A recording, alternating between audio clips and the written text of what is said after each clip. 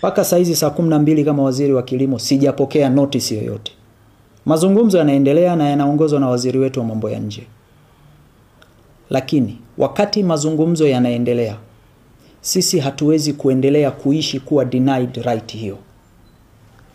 Kwa natangaza rasmi kuanzia usiku huu mambo yafuatayo kwa nchi hizi mbili.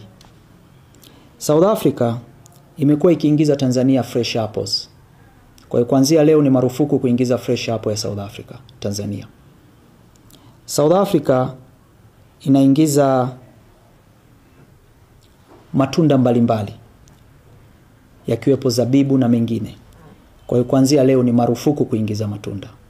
Kwa hiyo hatutaruhusu zao lolote linalotoka Afrika Kusini linalohusiana na kilimo ndani ya nchi yetu. Kuhusu nchi ya Malawi, mpaka sasa hawajafuta notice walioitoa. Kwa hiyo ninatangaza rasmi ni marufuku mazao yoyote ya kilimo kutoka Malawi kuingia ndani ya Jamhuri ya Muungano wa Tanzania kuanzia leo. Lakini mbali na hapo, kwa nchi zote mbili hizi, hasa Malawi, hatutaruhusu zao lolote la transit kupita ndani ya Jamhuri ya Muungano wa Tanzania. Lakini la tatu kuhusu Malawi, mahindi yote walioyanunua kwa ajili ya kutatua tatizo lao la njaa kwao hayatoenda Malawi. Hatutayapeleka.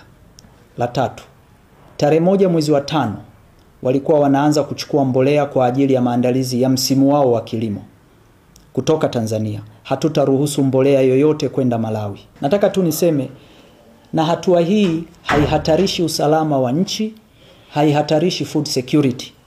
Hakuna Mtanzania atakufa kwa kukosa zabibu ya Afrika Kusini. Hakuna Mtanzania atakufa kwa kukosa apple ya Afrika Kusini. Kwa hiyo tunachukua hatua hii kuprotect our business.